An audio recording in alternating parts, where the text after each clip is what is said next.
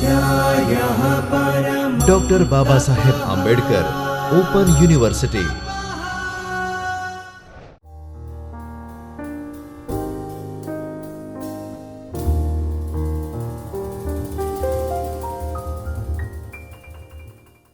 નમસ્કાર વિદ્યાર્થી મિત્રો, બાબા સાહેબ આંબેડકર ઓપન યુનિવર્સિટીના ચૈતન્ય સ્ટુડિયોમાં હું પ્રાધ્યાપક વિનોદ સોનવણે આપનું સ્વાગત કરું છું. અત્યારે આપણે MSW અભ્યાસક્રમના પેપર નંબર 201નો અભ્યાસ કરી રહ્યા છીએ. આગળ આપણે સમાજકાર્યની વ્યાખ્યાઓને સમજ મેળવી અને ઘટક તત્વોને પણ સમજ મેળવી. હવે આપણે સામાજિક વ્યક્તિક સેવા કાર્ય અને એના અભિગમો શું છે એ અભિગમોને સમજવાનો પ્રયત્ન કરીશું. આ ક્લાસમાં આપણે સમાજકાર્ય સામાજિક વ્યક્તિક સેવા કાર્યના અભિગમો શું છે એનો સમજવાનો પ્રયત્ન કરીશું. અહીં પહેલું જે અભિગમ છે એને આપણે મોડેલ, પણ ઇંગ્લિશમાં શબ્દ છે મોડેલ, એને સમજીએ આપણે. અહીંયા ગુજરાતીમાં પણ આપણે મોડેલ શબ્દ લખ્યું છે. એ શું છે આપણે સમજીએ. પહેલું એક છે નિદાનાત્મક મોડેલ. નિદાનાત્મક મોડેલ એટલે કે નિદાન કરવાનો શબ્દ તમે જુઓ કે નિદાન, બરાબર છે. આપણે આગળ એક શબ્દ બોલી ગયા ડાયગ્નોસિસ, એ ટાઈપનું છે. તો આ મોડેલ એવું કહે છે કે ભાઈ વ્યક્તિના જીવનમાં રહેલી સમસ્યા છે એને નિદાન કરવું જોઈએ, જેમ ડૉક્ટર નિદાન કરે છે એ જ વાત અહીંયા આપણે કરીએ છીએ. તો કઈ રીતે નિદાન થાય એની ચર્ચા અહીંયા કરવામાં આવેલી છે. નિદાન કઈ રીતે થાય તમે જુઓ. સેવાર્થીની સંસ્થામાં સંપર્ક કરવાનું કારણ શું છે તેની માહિતી મેળવવી. ઘણીવાર એવું બને કે સમસ્યાગ્રસ્ત વ્યક્તિ હોય, સામાજિક સંસ્થામાં જાય, પોતાની રજૂઆત કરે છે, એ બને છે. અથવા તો એવું પણ બને કે એ સામાજિક કાર્યકરને મળે છે અને પોતાની સમસ્યા રજૂ કરે છે. અથવા એવું પણ બને છે કે સામાજિક કાર્યકર જે છે ફિલ્ડમાં જતો હોય અને ફિલ્ડમાં લોકો એને મળે અને એમ કે સાહેબ મને તો આ તકલીફ છે. તો એ જ્યારે સંપર્કમાં આવે છે અને એ સંપર્કમાં આવીને જ્યારે પોતાની સમસ્યા રજૂ થાય એના કારણો આપણે તપાસીએ છીએ. હવે જ્યારે એ સમસ્યા શું છે એ આપણે આગળ પણ જોઈ ગયા પ્રક્રિયામાં કે ભાઈ આપણે શું સમજવાનું છે, તો કે અભ્યાસ, નિદાન ને સારવાર આપણે ઘટક તત્વોમાં જોઈ ગયા. તો એમ આપણે એને અભ્યાસ કરવાનો પ્રયત્ન કરીશું આપણા લેવલે, એ કરીએ છીએ. સેવાર્થી સાથે આપણે સંબંધ સ્થાપિત કરવો પડશે. સેવાર્થી સાથે સંબંધ બનાવવો પડશે. જો તમે જ્યારે આપણે સામાજિક રીતે કામ કરીએ છીએ તો મોટે ભાગે એવું બને છે કે વ્યક્તિ તમારી સાથે ખુલીને વાત નહીં કરે. તો નિદાન કરવું છે એની સમસ્યાનું, તો એની સાથે એક જોડાણ ઊભું થવું જરૂરી છે. એટલે સંબંધ સ્થાપન કરવો જરૂરી છે. એક સંબંધ ઊભો થવો જોઈએ કે ભાઈ આમાં કઈ રીતે એકબીજાને સહકાર મળે. જો સેવાર્થી સામાજિક કાર્યકરને બહુ વ્યવસ્થિત સપોર્ટ નહીં કરે, સહકાર નહીં આપે, તો સમસ્યા નિવારણ નહીં થઈ શકે. તો એટલા માટે સેવાર્થી સાથે સંબંધ સ્થાપન કરવો એ બહુ જરૂરી છે. તો એના માટે શું કરવું પડશે, તો કે સેવાર્થીને વધુને વધુ મુલાકાત થાય. એક મુલાકાતથી નહીં પતે, પણ એકવાર મુલાકાત કરી, બીજી વાર મળીએ, ત્રીજી વાર મળીએ અને મળતા મળતા આપણે એના જીવનના પાસાઓને સમજવાનો પ્રયત્ન કરીએ છીએ. હવે આપણે શું એવું કામ કરીએ છીએ સમાજ કાર્યકર, તો આપણે એક એવું કામ કરીએ છીએ કે ભાઈ એની ચિકિત્સામાં એને જોડીએ છીએ. ચિકિત્સા એટલે કઈ, એ પોતે ટ્રીટમેન્ટ નથી પણ આપણે ટ્રીટમેન્ટ કરીએ છીએ, પણ એનો સહકાર અંદર આવે. જેમ કે કોઈ વ્યક્તિ ગરીબ છે અથવા બીમાર છે, તો એ બીમારીમાંથી એને બહાર આવવું છે. તો એ કઈ રીતે આવશે, તો એને પોતાને ખ્યાલ નથી. એને તો બહાર આવવું છે પણ એને ખ્યાલ નથી. તો આપણે ચિકિત્સામાં એની ચિકિત્સા, આ ટ્રીટમેન્ટ એટલે મેડિકલના અર્થમાં નથી, પણ આપણે સમજીએ કે આપણે એની સામાજિક સમસ્યાને સોલ્વ કરવાની ચિકિત્સાની વાત કરી રહ્યા છીએ. તો અહીંયા આપણે શું કરશું, સેવાર્થીને ચિકિત્સા કાર્યમાં જોડીશું. એને જોડીશું કે ભાઈ તું તારે આ સમસ્યામાંથી બહાર આવવું હોય તો અમુક દવાઓ લેવી પડશે. ઘણીવાર સેવાર્થી એમ પણ કે દવા લઈએ તો મને પૈસા નથી મારી પાસે. ટીબીનો દર્દી હોય તો એવું બની શકે, HIV AIDS એમાં પણ દર્દી દવા નથી ખબર એ, તો એવું બની શકે. તો આપણે શું કરીએ છીએ કે એને જોડીએ છીએ કે ભાઈ સમાજમાં એવી ઘણી વ્યવસ્થાઓ છે કે જેનાથી તારે સમસ્યા સોલ્વ થઈ શકે છે. આ એક વાત થઈ મેડિકલના આપણે ઉદાહરણની વાત કરી. પણ બીજી એક વાત કરીએ કે માને કે કોઈ યુવાન છે એ બેરોજગાર છે, એની એક સમસ્યા છે. તો બેરોજગારીની સમસ્યા છે ત્યારે આપણે એને શું કરીશું કે બેરોજગારીના કારણે એ આત્મહત્યા કરે એવા વિચારો આવતા હોય તો એમાંથી એને બહાર લાવીશું અને એને રોજગારી મળે એ માટે શું હોઈ શકે. તો શું ભારત સરકારના શું અત્યારે કોઈ કાર્યક્રમો છે, તો એ આપણે તપાસીશું. ગુજરાત સરકારની કોઈ યોજનાઓ છે, શું એવી કોઈ તાલીમની યોજના છે કે તાલીમ મેળવીને એ પોતે સ્વનિર્ભર બની શકે.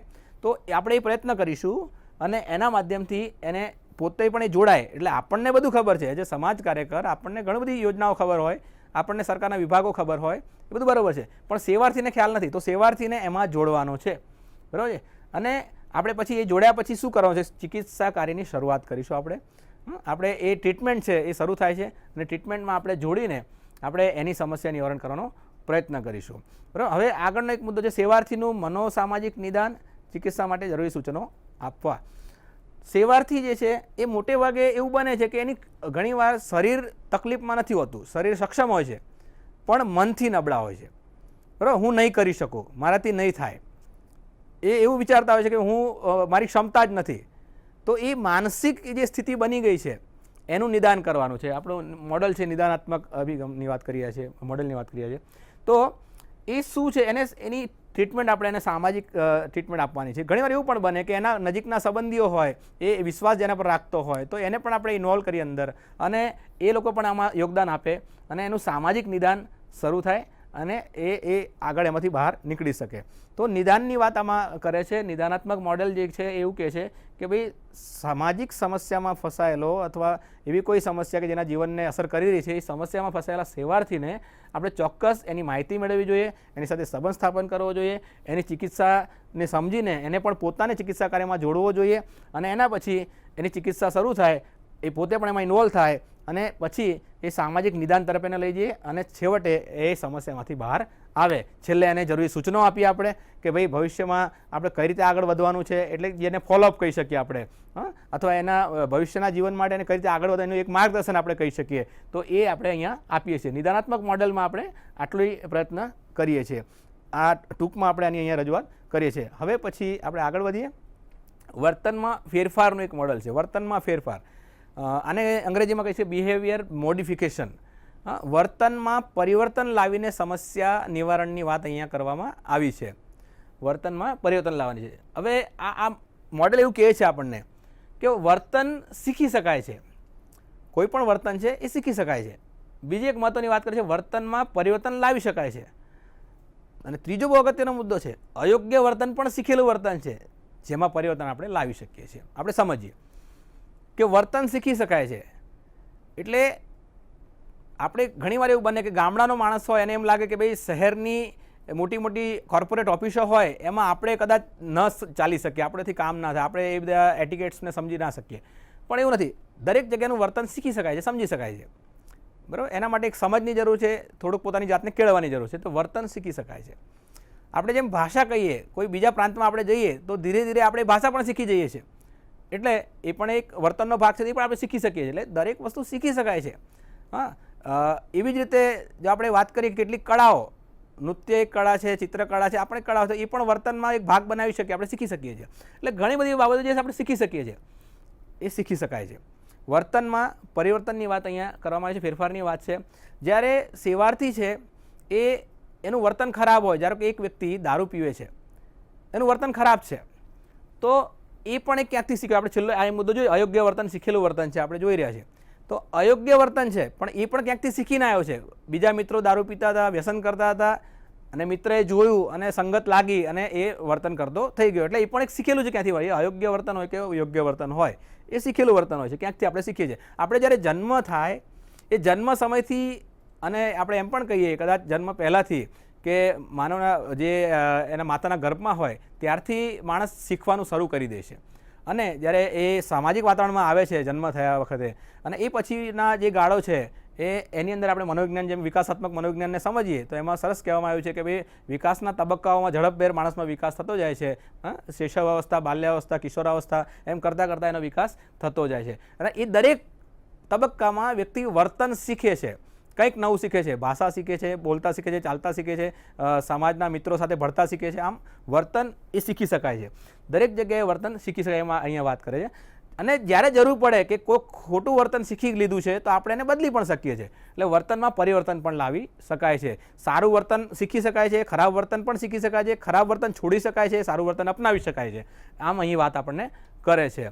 બરાબર, હવે આપણે જે સમજીએ છીએ સમાજ કાર્ય મુખ્યત્વે સમસ્યા નિવારણની વાત કરે છે. અને અહીંયા આપણે એ સમજવાનું છે કે ભાઈ ક્યારેક સમસ્યા હોય, વર્તનની સમસ્યા હોય, માણસ કોઈ અયોગ્ય વર્તન કરતું હોય, વ્યસન કરતું હોય, ખોટા કામ કરતું હોય તો એ અયોગ્ય વર્તન છે. તો એ અસામાન્ય વર્તન કેમ કરે છે, એવું કેમ એ કરવા લાગી જાય છે, તો એના કેટલાક કારણો આપણે સમજીએ. એ શું કહે છે કે સમાયોજિત વર્તન શીખવાની નિષ્ફળતા. સમાજે જે શીખવાડ્યું છે એ શીખવાની નિષ્ફળતા હોય ત્યારે એ માણસ અસામાજિક વર્તન તરફ જાય છે. સમાયોજિત વર્તન, સમાજમાં ભળી જવા માટે જે વર્તન જોઈએ, સમાજના લોકો સાથે મિક્સ થવા જે વર્તન જોઈએ એ ન કરી શકે તો એ માણસ શું કરે. તમને એક નાનું ઉદાહરણ આપું કે જે બાળક શાળામાં જાય છે અને શાળાનું જે શિક્ષણ છે, ધારો કે ગણિત, હવે ગણિત એને બહુ અઘરું પડે છે તો એ શું કરશે, એને ત્યાં બહુ હાજરી નહીં આપે, ક્લાસ એને કંટાળાજનક લાગશે અને ધીરે ધીરે એ વિષયમાંથી એ નિરાશાજનક લાગવાને કારણે એ બહાર નીકળતો જશે, ફેલ પણ થઈ જશે. ઘરે કદાચ એમ કહી દેશે કે હું સ્કૂલે ગયો છું, પણ સ્કૂલે ના જાય અને સ્કૂલની બહાર બેઠો રહે, એવું પણ બને, મિત્રો સાથે રખડપટ્ટી કરે. તો આવું કેમ, એને અસમાજિક વર્તન તરફ કેમ જાય છે? કારણ કે એ જે વર્તન એને શીખવાનું, જે શાળામાં જે શીખવાડવામાં આવી રહ્યું છે ઔપચારિક શિક્ષણ, એ શીખવામાં એની સફળતા થઈ શકી નથી અને એટલા માટે એ નિષ્ફળતા તરફ જાય છે. અને અસામાજિક વર્તન, જેને આપણે કહીએ કે શાળામાં ગેરહાજરી, ડ્રોપઆઉટ, એ અસામાજિક વર્તન છે. તો એ અસામાજિક વર્તન કરે છે. બરાબર. અને એમ કરતાં કરતાં એ કુસમાજિક વર્તન, આપણે કહીએ કુસમાજિક શબ્દ છે, તો એ કુસમાજિક વર્તન શીખવા લાગે છે અને એ આગળ વધતો જાય છે. ઘણીવાર એવું બને છે, જો આ વર્તન પર કોઈ કંટ્રોલ ના હોય, કોઈનું નિયંત્રણ ના હોય, એનું ધ્યાન ના હોય, તો આ વધારે ને વધારે એ વ્યક્તિ એ કુસમાજિત વર્તન, અયોગ્ય વર્તન તરફ આગળ વધતો જાય છે અને એના કારણે એના જીવનમાં એક માનસિક સંઘર્ષની સ્થિતિ ઊભી થાય છે. માનસિક સંઘર્ષ એટલા માટે કે સમાજ માને છે કે યોગ્ય વર્તન હોવું જોઈએ અને વ્યક્તિ પોતે અયોગ્ય વર્તન કરતો હોય. જ્યારે એ પોતે અયોગ્ય વર્તન કરે છે અને સમાજની અપેક્ષા છે કે યોગ્ય વર્તન કરનારો હોવો જોઈએ, ત્યારે એના મનમાં સતત સંઘર્ષ થાય છે. સમાજ હંમેશા, તમે જુઓ, અપેક્ષા એવી જ રાખતો હોય કે ભાઈ વ્યક્તિ સારું કામ કરે. કોઈ વ્યક્તિ સારા, કોઈ વિદ્યાર્થી સારા માર્ક્સથી પાસ થાય છે તો એને સમાજ પ્રોત્સાહન આપે છે, એની વાહવા કરે છે. પણ સામે આ વ્યક્તિ પોતે જો ફેલ થતો હોય તો એને લોકો બહુ એમ નબળો છે એમ લઈને જોતા હોય છે. એમ વ્યક્તિ પોતે માનસિક સંઘર્ષ અનુભવે, પોતે જો અયોગ્ય હોય અને સમાજ યોગ્યની અપેક્ષા રાખે છે, ત્યારે વ્યક્તિ જે છે સંઘર્ષ અનુભવે છે. હવે આમાં આગળ વધીએ આપણે કે આ મોડેલમાં જે કહેવામાં આવ્યું છે, યોગ્ય પ્રયુક્તિ દ્વારા વર્તનમાં પરિવર્તન લાવી શકાય છે. તો કઈ રીતે પરિવર્તન લાવવું જોઈએ? સમાજ કાર્યકરે આના વર્તનમાં કઈ રીતે પરિવર્તન લાવવું જોઈએ, આપણે સમજીએ. તો એમ કહે છે કે સકારાત્મક વર્તન, સારું વર્તન છે એ પુનઃસ્થાપિત કરો. સારું વર્તન શું હોઈ શકે? શું હોઈ શકે આપણે જોઈ લેવું. ધારો કે વ્યસનનું ઉદાહરણ આપણે લઈએ કે જ્યારે વ્યક્તિ વ્યસન કરે છે તો એ વ્યસન એ ખરાબ વર્તન છે. તો સારું વર્તન શું? તો વ્યસન ન કરવું એ સારું વર્તન છે. તો એના માટે સકારાત્મક વાતાવરણ ઊભું કરવું અને પુનઃસ્થાપિત કરવું. આપણે ત્યાં જાણીએ છીએ કે ભાઈ નિકોટેક્સની એક દવા એવી આવે છે, ગોળી ચોકલેટ આવે છે, કે જે લઈએ તો આપણને એવો અનુભવ થાય કે આપણે વ્યસનની જે તલફ હોય એની સંતોષાતી હોઈએ. તો એવી ઘણી મેડિકલી ટ્રીટમેન્ટ છે, એવું કોઈ કાઉન્સેલિંગ પ્રોસેસ છે કે જેના માધ્યમથી આપણે એના વાતાવરણમાં ચેન્જ લાવીએ છીએ, એના વર્તનમાં ચેન્જ લાવીએ અને સકારાત્મક વર્તન તરફ આગળ વધે. બીજી સાથે સાથે આપણે નકારાત્મક વર્તન, ખરાબ વર્તનને ચકાસીએ છીએ. એવા કયા ખરાબ વર્તન એ કરી રહ્યો છે, એ ખરાબ વર્તનને આપણે ચકાસીશું અને ખરાબ વર્તન ચકાસીને એનું ક્રમિક બિનસંવેદન, એની તરફ એ લાગણી એની ઘટતી જાય, એની લાગણી એ પ્રત્યે ઘટતી જાય. ધારો કે વ્યસન કરતો હોય તો વ્યસન પ્રત્યેની લાગણી ઘટતી જાય. વ્યસન મારે નથી કરવું એવું મગજમાં વિચારો આવવા જોઈએ. વ્યસન કરનારના મિત્રોથી દૂર થતો જાય. વ્યસન કરનારો જે વ્યવસ્થા છે એનાથી બહાર નીકળતો જાય. તો આપણે શું કરીશું? નકારાત્મક વર્તન શું છે એને ચકાસીશું અને એના પ્રત્યેની બિનસંવેદનશીલતા ઊભી થાય. સંવેદનશીલતા, લાગણી એ નહીં, પણ એની બિનસંવેદનશીલતા, એમાંથી ક્રમિક રીતે one by one, step by step બહાર આવતો જાય, એ આપણે કરીશું. અને એના પછી આપણે લાસ્ટ એનું વ્યક્તિત્વ વિકસાવીશું. વ્યક્તિત્વ એટલે સારા નાગરિક તરીકેનું વ્યક્તિત્વ વિકસાવીશું. આપણે અગેન જોઈ લઈએ કે સારામાં, એનામાં સારું શું પડેલું છે અને એનું સારું શું કરી શકાશે, પુનઃસ્થાપન, એ પ્રયત્ન કરીશું. નકારાત્મક વર્તન શું છે એ જોઈ લઈશું, ચકાસીશું નકારાત્મક વર્તન, અને નકારાત્મક વર્તનને કઈ રીતે દૂર કરી શકાય, ક્રમિક સ્ટેપ બાય સ્ટેપ એના ખરાબ પાસા જે છે એ જીવનના, એ આપણે દૂર કરવાનો પ્રયત્ન કરીશું અને એક સારા નાગરિક તરીકેનું વ્યક્તિત્વ એનું ઘડાય એવો પ્રયત્ન આપણે કરીશું. આને કહીશું આપણે વર્તનમાં ફેરફારનું મોડેલ. એટલે વર્તન જે હતું એ ખરાબ વર્તન તરફથી સારા વર્તન તરફ લઈ જવાની આખી પ્રોસેસ છે, એને વર્તનમાં ફેરફારનું મોડેલ આપણે કહીએ છીએ. આગળ વધીએ આપણે. સમસ્યા સમાધાનનું મોડેલ. સમસ્યા સમાધાન મોડેલ, જે પર્લમેનની આપણે વાત કરી ગયા પ્રોસેસમાં, એ જ વસ્તુ અહીંયા છે કે દરેક વ્યક્તિની જીવનમાં સમસ્યા તો આવે છે, પણ સમસ્યા સાથે સમાધાન સાધીને રસ્તો કાઢતા શીખવું એ જ મહત્વની કુશળતાઓ છે. દરેક વ્યક્તિના જીવનમાં, તમારા ને મારા જીવનમાં સમસ્યા આવે જ છે. તો એ સમસ્યામાંથી રસ્તો કાઢતા શીખવાનું છે. રસ્તો એટલે કંઈક રસ્તો છે. આપણે સમાજકાર્ય એમ કહે છે કે દરેક સમસ્યાનો રસ્તો છે, એમાંથી બહાર નીકળવું એ મહત્વની કળા છે. વિદ્યાર્થી ફેલ થાય અને આત્મહત્યાના વિચાર આવે અને કદાચ આત્મહત્યા કરી પણ નાખે તો એ રસ્તો નથી. પણ રસ્તો શું છે કે હવે આમાંથી બહાર કઈ રીતે નીકળાય? ચલો 10 ફેલ થયા પછી કે 12મું ફેલ થયા પછી એવા કયા કોર્સિસ છે કે જેનાથી કેરિયર બની શકે છે? અથવા તો એવું કયો રોજગાર છે કે હું સ્વરોજગારી ઊભી કરી શકું? આપણે જાણીએ છીએ કે આપણે ત્યાં ઘણા એવા ઉદ્યોગપતિઓ છે કે જે 2 થી 3 ચોપડી ભણેલા છે પણ કરોડો અબજોનો જે છે વ્યવહાર ચલાવી રહ્યા છે, બિઝનેસ ચલાવી રહ્યા છે, અને ઘણા બધા ભણેલાઓને નોકરી રાખે છે. એટલે ભણતર જ બધું છે અને એનાથી જ મારો જીવન ઉદ્ધાર થશે એવું નહીં, પણ ભણતર છે, જરૂરી છે. પણ જો તમે નથી ભણી શક્યા એટલે જીવનનો અંત આવી ગયો છે એવું નથી. એટલે અહીં એ જ વાત કરે છે કે સમસ્યા સમાધાન ની વાત કરે છે. પ્રોબ્લેમ સોલ્વિંગનું મોડલ છે આ પલમેને આપેલું છે. એમણે એ વાત કરી છે કે વ્યક્તિ, સમસ્યા, સ્થાન ને પ્રક્રિયા એ 4 આમાં મહત્ત્વની બાબતો છે. આપણે વ્યક્તિને સમજવો પડે. વ્યક્તિ એટલે કે સામાજિક કાર્યકર અને સેવાર્થી. આ બંને વ્યક્તિઓ સાથે બેસીને જ્યારે વાતો કરે છે, ચર્ચા કરે છે અને એનાથી એ સમસ્યા શું છે એને નિવારણ તરફ લઈ જાય છે. સમસ્યા સામાજિક હોઈ શકે, સમસ્યા છે એના કૌટુંબિક હોઈ શકે, સમસ્યા એવી પણ હોઈ શકે એના જીવન સંબંધિત હોઈ શકે, શારીરિક હોઈ શકે, માનસિક હોઈ શકે. એ સમસ્યા શું છે એને સમજવાનો અહીં પ્રયત્ન કરવામાં આવે છે. સ્થાન એટલે કે સામાજિક સંસ્થા, કોઈ એવી ચોક્કસ જગ્યા, સેવાર્થીનું ઘર હોઈ શકે. તો એ જગ્યાએ બેસીને આપણે ચર્ચા કરીએ છીએ અને એ સમસ્યાના નિવારણની પ્રોસેસ કરીએ છીએ. અહીંયા પ્રોસેસ શું છે એ પણ સમજીએ. છેલ્લે પ્રોસેસમાં જે તબક્કા છે કે અભ્યાસ, નિદાન, સારવાર, મૂલ્યાંકન ને પુનઃસ્થાપન, આ તબક્કામાં આપણે આગળ વધીએ છીએ. એમાં શું કરીએ છીએ પ્રક્રિયામાં? તો કે સેવાર્થીના જીવનમાં શું સમસ્યા છે એનો અભ્યાસ કરીએ છીએ. એ અભ્યાસ કર્યા પછી સમસ્યા કઈ રીતે નિવારણ કરીશું એના 1, 2, 3, 4 એના તબક્કા આપણે સમજવાનો પ્રયત્ન કરીશું. નિવારણના પગલાં શું હશે એ સમજશું, એટલે કે નિદાન કરીશું પ્રક્રિયામાં. અને એના પછી આપણે સારવાર એટલે કે એ સમસ્યા કઈ રીતે સોલ્વ થાય એ આપણે પ્રયત્ન કરીશું. અને એ જ્યારે સમસ્યા નિવારણ થઈ રહી હોય, જ્યારે એની પ્રોસેસ ચાલતી હોય એ સમયે આપણે એનું ફોલોઅપ લેવું જોઈએ. જો સતત ફોલોઅપ ના લેવા તો એવું બની શકે એ સમસ્યા આદ વચ્ચે સેવાથી રસ લેતો બંધ થાય અને સમસ્યા એમની એમ આવી જાય, પાછી ફરીથી એમને એમ રહી જાય. તો ફોલોઅપ આપણે કરીશું અને પછી છેવટે એનું રિહેબિલિટેશન થાય, એનું પુનઃસ્થાપન થાય. તો આવી એક પ્રક્રિયા છે એ સમસ્યા સમાધાનનું મોડેલમાં આપણને પલમેન જણાવે છે. આપણે એક મહત્ત્વનું મોડેલ છે અહીંયા સમસ્યા નિવારણની પ્રક્રિયા તબક્કા સમજાવવાનો પ્રયત્ન જે છે એ સામાજિક વિજ્ઞાની આપણને કરેલો છે. હવે એક બીજું અગત્યનું મોડલ છે કટોકટી સમયે દરમિયાનગીરીનું મોડેલ. કટોકટી એટલે કે મુશ્કેલી, કટોકટી એટલે કે એવી સમસ્યાગ્રસ્ત સ્થિતિ. એ સ્થિતિમાંથી કઈ રીતે બહાર આવવું છે એનું આ મોડલ છે. આપણે સમજીએ આમાં શું કહેવા માંગે છે. તમે આ ગ્રાફ જોઈ રહ્યા છો એની અંદર એવું બતાવે છે કે એક સામાન્ય સ્થિતિ છે.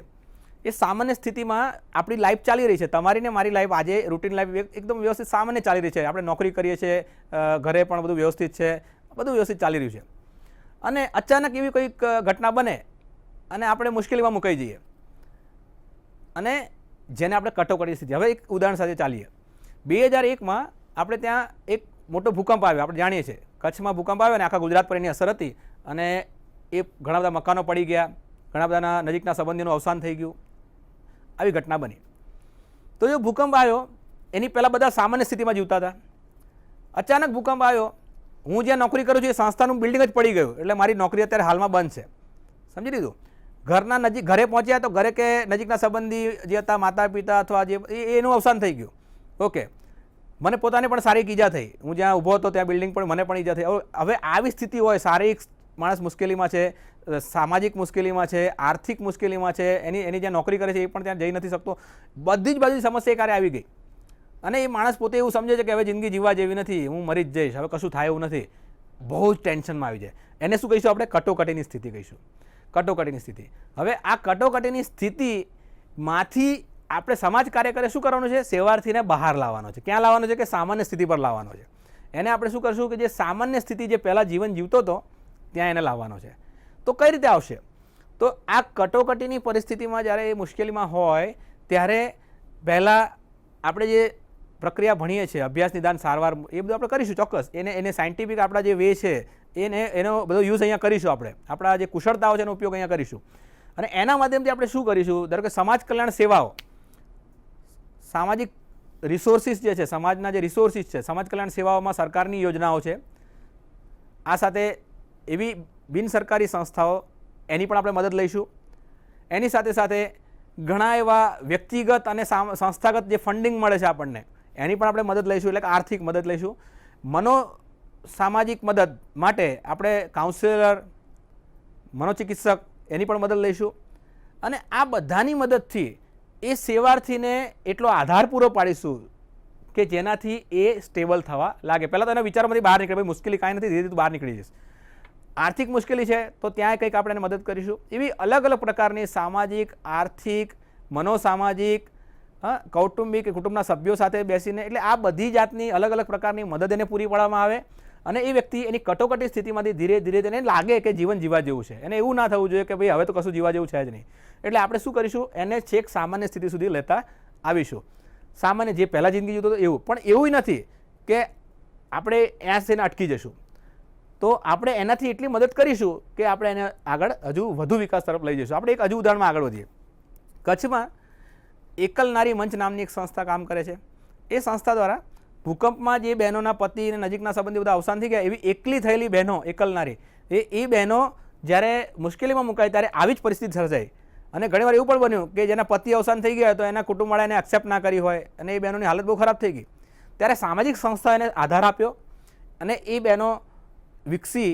એ બહેનો એવી બહેનો હતી કે જે ગામડાની અભણ બહેનો હતી કે જે કોઈ દિવસ ઘરની બહાર નહોતી નીકળી, પણ એટલો બધો આધાર આપ્યો, સામાજિક માનસિક આધાર, શિક્ષણ પણ એમને આપ્યું, નાનું મોટું જે પ્રાથમિક શિક્ષણ જોઈએ એ પણ આપ્યું, એમને હિસાબ કરતાં શીખવાડ્યું, એમને નાના મોટા રોજગાર શીખવાડ્યા, એની કળાઓ વિકસાવી અને એના માધ્યમથી એ બહેનો જે અહીંયા હતી માત્ર ઘરકામ કરતી હતી, એ બહેનો અહીંયા સામાન્ય સ્થિતિ તો પહોંચી જ, પણ એટલું નહીં, પોતે પણ પગભર બની નોકરી કરતી થઈ, નાના મોટા કામકાજ કરતી થઈ અને ઘરમાં પોતાનું યોગદાન આપતી થઈ અને ઘર આખું સાચવતી થઈ ગઈ. અને ઘરમાં જો વડીલ વ્યક્તિ છે તો એની દવા પાણીનો ખર્ચો પણ એ પોતે ઉપાડે, રોજગાર કરે. એટલે તમે જુઓ કે જ્યાં એક સામાન્ય સ્થિતિમાં જીવતી બહેન હતી એ ભૂકંપ પછી એ સામાન્ય તો બની છે પણ એના કરતાં પણ એ વધુ વિકાસ તરફ આગળ વધી છે. એટલે કટોકટીમાં દરમિયાનગીરી, હવે આપણે સમજીએ દરમિયાનગીરી શબ્દ શું કહે છે. દરમિયાનગીરીનો અર્થ એવો થાય છે કે કોઈની જિંદગીમાં આપણે એન્ટર થઈએ છીએ. હવે આને દખલગીરી ના કહેવાય, એક શબ્દ સમજી લેજો. દરમિયાનગીરીનો અર્થ એવો થાય કે કોઈના જીવનમાં હેતુપૂર્વક, આપણો હેતુ શું છે, એની સમસ્યા નિવારણ કરો, તો હેતુપૂર્વક આપણે એના જીવનમાં જઈએ છીએ અને એની જીવનને સમજીએ છીએ, એની સમસ્યાને સમજીએ છીએ અને સમજીને આપણે શું કરશું કે એને કઈ કઈ ટ્રીટમેન્ટની જરૂર છે, કઈ કઈ આધારની જરૂર છે, સામાજિક આધાર, માનસિક આધારની જરૂર છે, એ આપીશું અને એનો વિકાસ કરીશું, એનો વ્યક્તિત્વનો વિકાસ કરીશું. અને વિકાસથી શું થશે, એ વ્યક્તિ સામાન્ય સ્થિતિ આવી જશે પ્લસ એ વધુ વિકાસ તરફ જશે. એટલે કટોકટીમાં દરમિયાનગીરીનું મોડેલ આપણને એમ કહે છે કે ભાઈ આપણે સેવારથી જ્યારે મુશ્કેલીમાં હોય ત્યારે એની કટોકટીને સમજવું પડશે. એ કટોકટીમાં કયા કયા સંસાધનોની જરૂર છે, રિસોર્સિસની જરૂર છે એ સમજવું પડશે. એ રિસોર્સિસ આપણે એને પ્રોવાઈડ કરીશું, એની ક્ષમતાનો વિકાસ કરીશું, સેવાર્થીની ક્ષમતાનો વિકાસ થશે અને સેવાર્થી વિકાસ તરફ જશે. પહેલાં તો મુશ્કેલીમાં છે એટલે સામાન્ય સ્થિતિ આવશે અને સામાન્ય સ્થિતિમાંથી પણ હજુ એને મદદ કરીશું એટલે એ વધુ વિકાસ તરફ આગળ જશે. એમ આ મોડેલ જે છે આપણે કટોકટીમાંથી, એટલે કે મુશ્કેલીની ખૂબ જ ક્રિટિકલ સિચ્યુએશનમાં ફસાયેલા એ સેવાર્થી છે એને ત્યાંથી બહાર લાવવાની વાત કરે છે. આપણે આગળ વધીએ. વૈયક્તિક કાર્યકર્તાની ક્ષમતાનો અભિગમ. આ અભિગમ જે છે એ સેવાર્થીનો ઓછો ને સમાજ કાર્યકરનો વધુ છે. આ અભિગમમાં જે કહે છે કે ભાઈ સમાજ કાર્યકર જે છે એ દુનિયાને, એટલે કે સેવાર્થીને સેવા પૂરી પાડે છે, સામાજિક સંસ્થામાં કામ કરે છે અને આપણે જાણીએ છીએ કે ભાઈ સામાજિક રીતે એ વ્યક્તિગત મદદ કરે છે, એ જૂથમાં મદદ કરે છે, એ સમુદાયમાં મદદ કરે છે, એ મોટા પાયે મદદ પણ કરે છે. આમ અલગ અલગ રીતે મદદ કરે છે. પણ અગત્યની વાત એ છે કે ભાઈ મદદ કરે છે ત્યારે પોતે કેટલો સક્ષમ છે, બરાબર છે. એટલે હું એમ કહું કે ભાઈ મારે તમને ભણાવવા છે પણ મને તો આવડવું જોઈએ, હું તમને કંઈક શીખવાડવા માંગુ છું પણ મને આવડવું જોઈએ, એ જરૂરી છે. જો મને જ ના આવડતું તો હું કઈ રીતે શીખવાડી શકું? તો એ જ વસ્તુ અહીંયા લાગુ પડે છે કે એક સામાજિક કાર્યકર્તા જ્યારે સમાજની સમસ્યા નિવારણની વાતો કરે છે તો સમસ્યા નિવારણ કેમ સેવાર્થીને આપણે જુદા છીએ? કારણ કે સેવાર્થીને જે નથી આવડતું એ કેટલુંક આપણને વધારે આવડે છે. સેવાર્થીને જે ટેકનિક નથી આવડતી એ આપણને આવડે છે. સેવાર્થીની જે કુશળતાઓ છે એના કરતાં કંઈક કુશળતા આપણી પાસે વધારે છે, તો એ વિકસાવવી પડશે. અહીંયા શું કહે છે? કાર્યકર્તાની ક્ષમતાનો વિકાસ, ક્ષમતાનો અભિગમ છે, કેપેસિટી બિલ્ડઅપ થવાની વાત અહીંયા કરે છે. તો અહીંયા આપણે સમજીએ કે શું છે કે વ્યક્તિગત ક્ષમતાનો વિકાસ કરો. જે સામાજિક કાર્યકર છે એને અનુભવજન્ય જ્ઞાન મળવું જોઈએ. આપણે MSWમાં પણ એવું કરીએ છીએ કે ભાઈ વિદ્યાર્થીઓ 3 દિવસ ક્ષેત્ર કાર્ય કરે છે અને 3 દિવસ વર્ગમાં ભણે છે, એટલે અનુભવજન્ય જ્ઞાન એને મળવું જોઈએ. અનુભવથી માણસ ઘડાય છે, એટલે અનુભવજન્ય જ્ઞાન આપો અને ક્ષમતાનો વિકાસ થાય. અનુભવજન્ય જ્ઞાન જરૂરી છે. બીજું, અનુભવજન્ય જ્ઞાન અનુભવ મળશે પણ એની સાથે સાથે પેરેલલ કે જે તમે સિદ્ધાંતિક જ્ઞાન છે, અત્યાર સુધી જે સમાજ વિજ્ઞાનીઓએ કેટલાક સિદ્ધાંતો આપેલા છે, થિયરીઓ આપેલી છે, એ થિયરીઓ બહુ અગત્યની છે અને એ થિયરી અને તમારું પ્રેક્ટિકલ જ્ઞાન એ જોડવું જોઈએ. તો અહીંયા કે જે સૈદ્ધાંતિક જ્ઞાન એને મળવું જોઈએ. તો વ્યક્તિગત ક્ષમતાનો વિકાસ કરવા માટે અનુભવજન્ય જ્ઞાન અને સૈદ્ધાંતિક જ્ઞાન એ બેને આપણે જોડવાનો પ્રયત્ન કરીશું અને એ મળશે તો ચોક્કસ સમાજ કાર્યકર એ મજબૂત થશે, એ વધુ સ્ટ્રોંગ રીતે કામ કરી શકશે, એ બહુ વ્યવસ્થિત રીતે કામ કરી શકશે. બીજી એક વાત કરીએ, વિશિષ્ટ તાલીમો અને કુશળતાઓ. કેટલીક તાલીમો જે છે એ સમાજ કાર્યકર માટે જરૂરી છે, જેમ કે કોમ્યુનિકેશન, પ્રત્યાયન. તો જ્યારે વાત કરવાની કુશળતા એને હોવી જોઈએ. કઈ જગ્યાએ કઈ રીતે વાત કરવી, કેટલું બોલવું, કેટલું સાંભળવું, ક્યાં એને શાંત થઈ જવાની જરૂર છે હા, સારા શ્રોતા બનવું જોઈએ. ઘણીવાર એવું બને કે આપણે બોલ કરી એવું નહીં ચાલે, પણ સામે સેવાર્થીને સાંભળવાનો છે, તો એ પણ એક કુશળતા છે. તો આવી કેટલીક કુશળતાઓને વિકસાવવાની છે. લેખનની કુશળતા હોય, અહેવાલ લેખનની કુશળતાની વાત કરીએ છીએ, એ એની હોવી જોઈએ. વર્તમાન સમયની વાત કરીએ તો ટેકનોલોજીની કુશળતા હોય, કોમ્પ્યુટરની કુશળતા હોય, એ પણ એને આવડવું જોઈએ. તો આવી ઘણી બધી કુશળતાઓની જરૂર જે છે આ સમાજ કાર્ય ક્ષેત્રમાં રહે છે.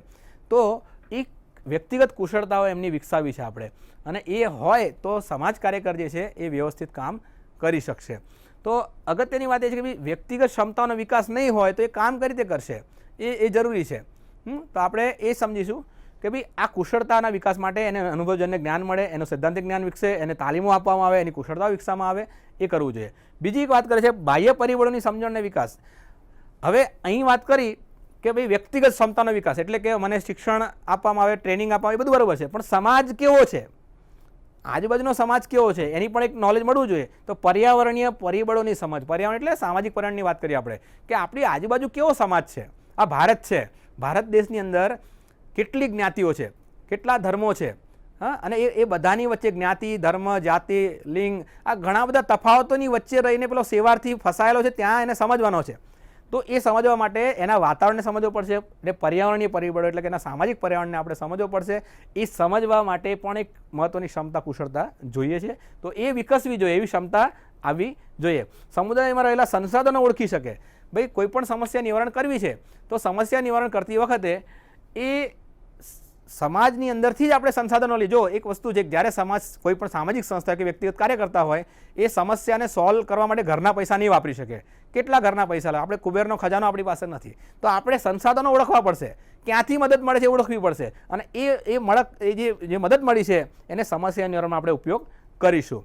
બરાબર છે. તો આમ આપણે એ સંસાધનોની ઓળખ, સમાજમાં કયા સંસાધનો રહેલા છે, એ ક્યાંથી મળશે, એ આપણી પાસે હોવું જોઈએ. હું એમ પણ કહું છું કે સામાજિક કાર્યકર મિત્રોએ, વિદ્યાર્થી મિત્રોએ આવા સંસાધનો જ્યાંથી મળે છે એવી સામાજિક સંસ્થાઓ, ફંડિંગ એજન્સી, એની આખી લિસ્ટ બનાવવી જોઈએ અને એ પોતાની પાસે રાખવી જોઈએ. હા, સરકારમાંથી કઈ કઈ યોજનાઓ મળે છે એની પણ લિસ્ટ હોવી જોઈએ. આ બધું જ અપડેટ નોલેજ આપણી પાસે હોવું જોઈએ, તો જ આપણી ક્ષમતા વિકાસ થાય. જે ક્ષમતા અભિગમમાં આપણે વાત કરીએ છીએ, આમ ક્ષમતાની વિકાસની આ અભિગમ છે જેમાં સામાજિક કાર્યકરની ક્ષમતાનો વિકાસની આપણે વાત કરીએ છીએ.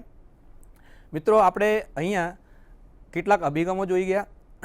અહીંયા જે વાત કરી છે એ એવા અભિગમો જે આપણે સમજવાની જરૂર છે, એ આપણે સમજીશું અને એ પ્રમાણે આપણે ચોક્કસ આગળ વધીશું એવું આપણને લાગે છે.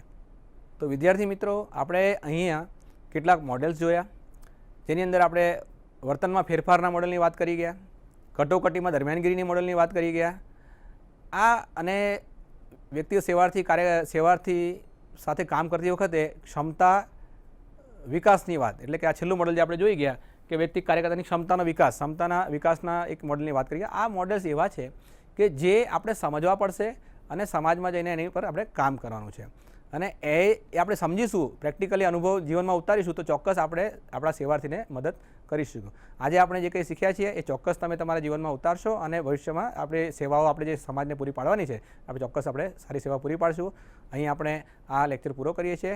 આવનારા લેક્ચરમાં આપણે સમાજ કાર્યની જે પ્રક્રિયાઓ છે એને સમજવાનો પ્રયત્ન કરીશું, સમાજ કાર્યના સિદ્ધાંતોને સમજવાનો પ્રયત્ન કરીશું. નમસ્કાર.